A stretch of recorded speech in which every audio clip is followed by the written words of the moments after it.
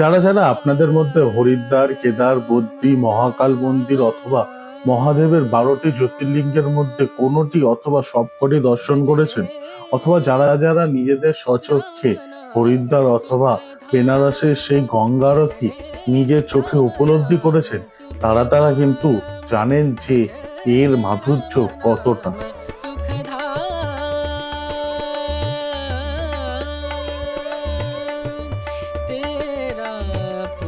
কিন্তু যারা বিভিন্ন শারীরিক কারণ অথবা নিজের কাজের কারণে সেসব জায়গা দর্শনের জন্য যেতে পারেন না, তারা কি করবেন? তারা কি সেই মাধুর্য থেকে বঞ্চিত হবেন? একদমই না। তাদের জন্য কিন্তু রয়েছে আজকের এই গল্পটা। আমরা আজ কলকাতার মধ্যেই দুটো এমন সুন্দর জায়গা দর্শন করব, যেখানে কিন্তু রয়েছে 12 জ্যোতির্লিঙ্গ এবং এক সুন্দর গঙ্গার ঘাট, যেখানে কিন্তু হয় বেনারস অথবা হরিদ্বারের মতো এক অপূর্ব আরতি। তো চলুন আমার সাথে এই এক টুকরো সুন্দর মুহূর্ত থেকে একটু সময় কাটিয়ে আসতে। আমি আপনাদের হোস্ট সৌভিক, আর আপনাদের সবাইকে স্বাগত জানাই আমার এই ইউটিউব চ্যানেল সৌভিক স্টোরিজ।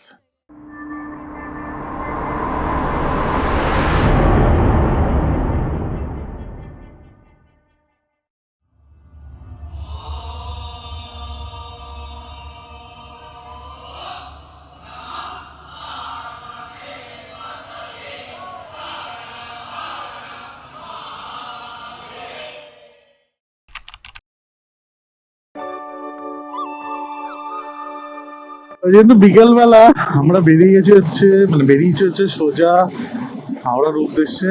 আর এখন আমরা যাচ্ছি হচ্ছে হাওড়ারই একটা মন্দিরে।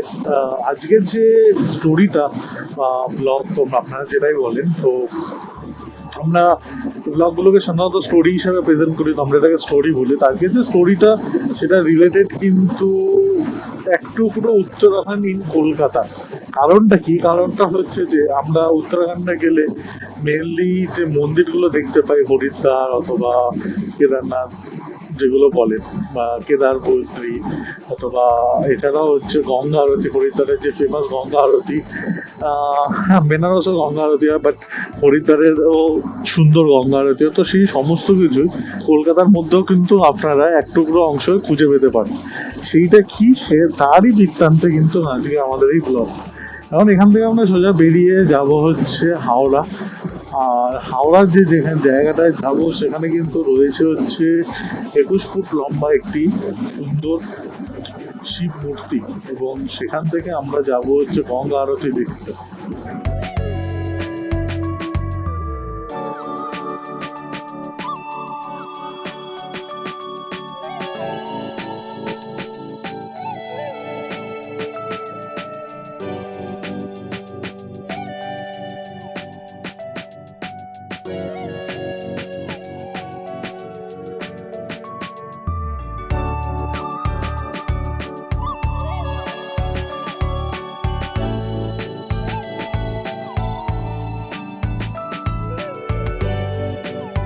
এখন কিন্তু আমরা রয়েছি বেলগুড়িয়া এক্সপ্রেসওয়েতে, আর এখান থেকে সোজা বেলগুড়িয়া এক্সপ্রেসওয়ে ধরে বালি ধরে দেন আমরা কিন্তু যাব হচ্ছে সেই মন্দির।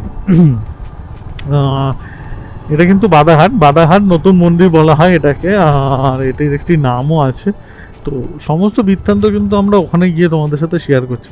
আগে এদিকে অসম্ভব যে সুন্দর রাস্তা, এই রাস্তাটা আগে অতিক্রম করে নিই, তারপর তোমাদের সাথে গল্প গুজব করা হচ্ছে ওই মন্দিরের কাছে গিয়ে। তো চলো তাহলে তাড়াতাড়ি করে গাড়িটা চালিয়ে আগে পৌঁছাই ওই মন্দিরে, কারণ মন্দির অলরেডি খুলে গেছে। আর 7টা অব্দি মন্দিরটা খোলা থাকে ম্যাক্সিমাম, আমি যত শুনেছি। 7টার পরে ধীরে ধীরে ওরা বন্ধ করতে শুরু করে ওরা। তো তার আগেই, আর এছাড়াও আমাদের গঙ্গা আরতির যেটা দেখার রয়েছে সেটাও কিন্তু ওখান থেকে 6টা থেকে 6:10-15 মধ্যে শুরু হয়ে যায়। ওখানে মোটামুটি 6টার মধ্যে পৌঁছাতে পারলে সব থেকে ভালো। দেখা যাক কোনটা কত তাড়াতাড়ি পৌঁছে নিয়ে। তো চলো তাড়াতাড়ি করে আগে পৌঁছে নিয়ে তারপর তোমাদের সাথে গল্প গুজব করা হচ্ছে। চলো।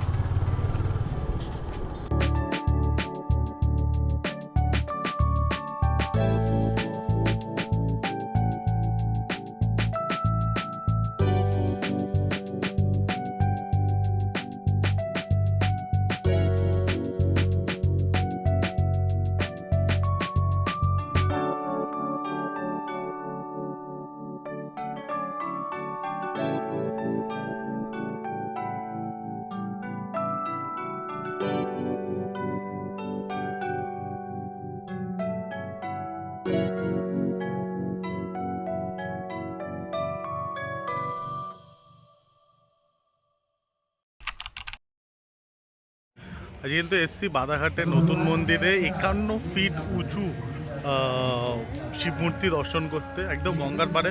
জায়গাটা হচ্ছে বাদাঘাট নতুন মন্দির ঘাট বলা হয়, এবং এখানে 12টা জ্যোতির্লিঙ্গ, 12টা শিবলিঙ্গ আছে। প্ল্যান ছিল অনেকদিন ধরে আসার, অনেকদিন ধরে এই জায়গাটা এক্সপ্লোর করা। আজকে ফাইনালি সুযোগ হয়েছে, বৃষ্টিতে ভিজে মানে একদম অক্লান্ত পরিস্থিতিতে এসছি। যাই হোক, ভেতরে কিন্তু অসাধারণ সুন্দর দৃশ্য সব, তোমরা দেখে নাও, বেরিয়ে দেওয়ার কথা হচ্ছে।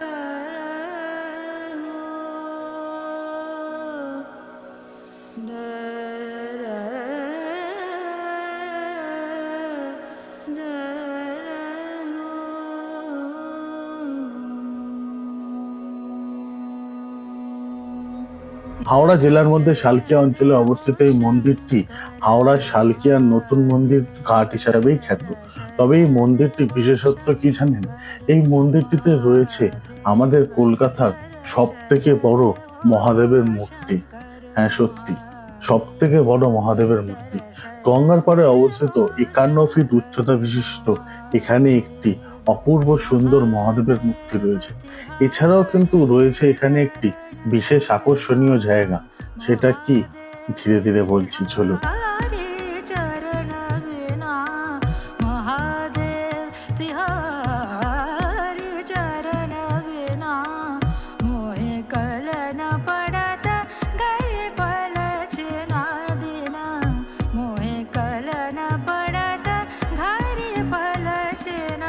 আপনাদের যে বিশেষ জিনিসের কথা বলছিলাম সেটা কিন্তু এটাই, এই মন্দিরের একটি কোণে অবস্থিত রয়েছে 12টি জ্যোতির্লিঙ্গের একটি প্রতিচ্ছবি। হ্যাঁ, এই মন্দিরের একটি কোণে 12টি জ্যোতির্লিঙ্গ এবং তার মন্দিরের প্রতিচ্ছবিগুলো একের পর এক খুব সুন্দর এবং সুসজ্জিত করা রয়েছে।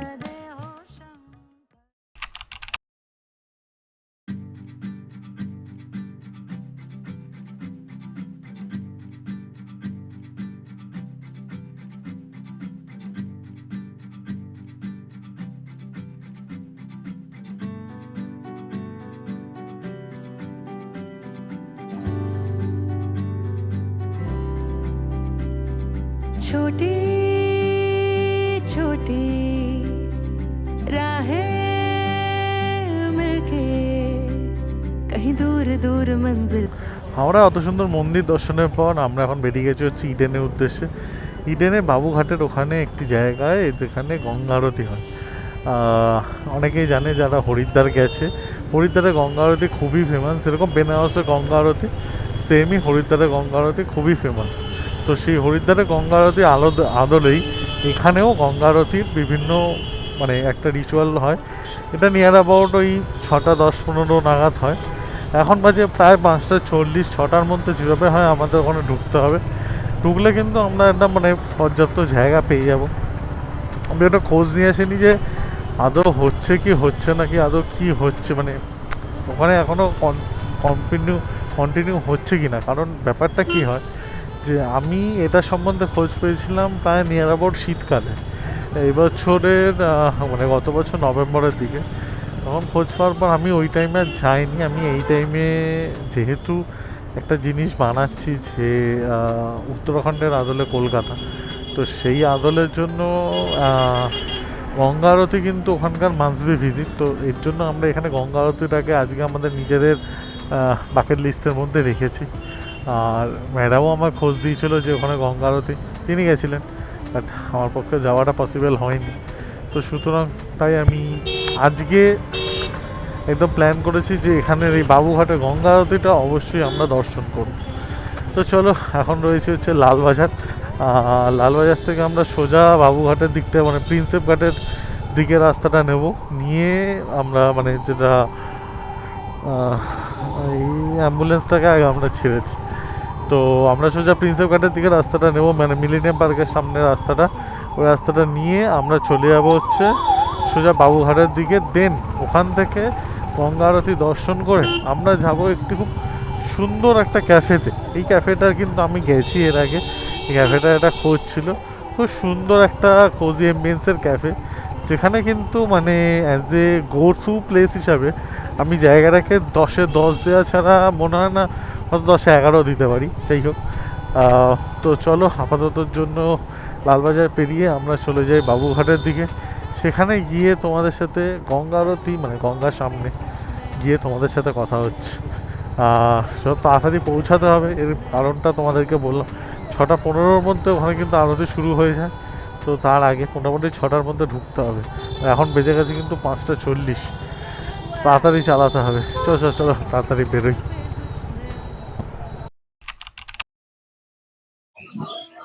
আমরা কিন্তু পৌঁছেছি প্রায় 6:10 নাগাদ, এখন বাজে 6:15। আর যারা আরতি করবেন পুরোহিত মশাইরা ধীরে ধীরে আসতে শুরু করেছেন। আর এটা কিন্তু মানে জায়গাটা হচ্ছে আরতি ঘাট, এটা ইডেনে, একদম ইডেন যে স্টেশন রয়েছে চক্র রেলের স্টেশন, স্টেশন থেকে বেরিয়ে এলেই একটুখানি। তো চলো আরতিটা শুরু হোক। আরতি শুরু হবে আমি এমনি দেখেছিলাম 6:15-তে, বাট একটু গরমকাল আর একটু সুন্দর সুন্দর হচ্ছে বলে আরতিটা শুরু হোক। আরতি দেখে নাও, তারপরে এই বৃত্তান্তে সমস্ত কিছু বলছি। চলো।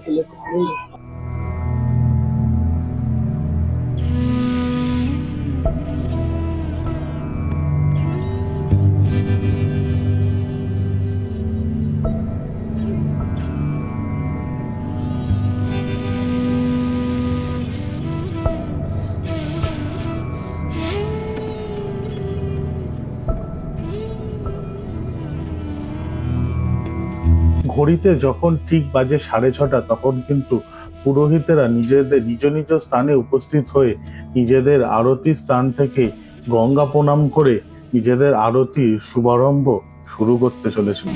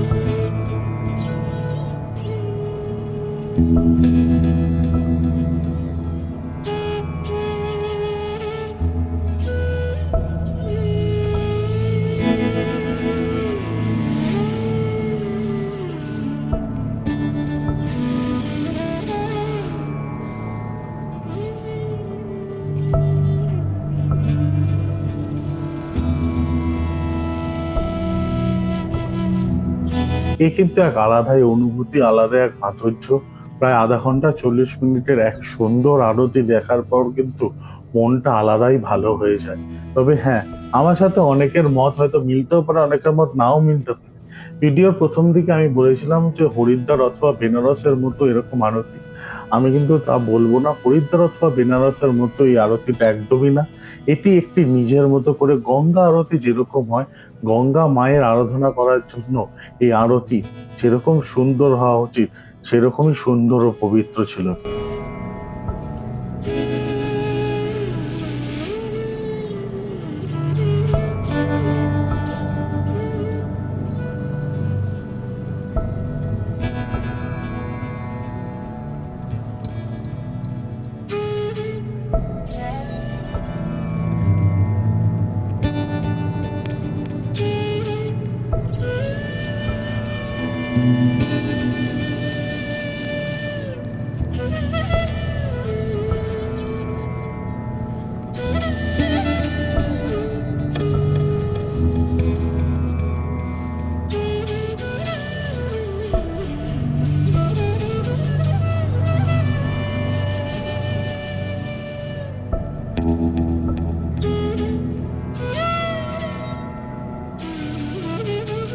Thank you.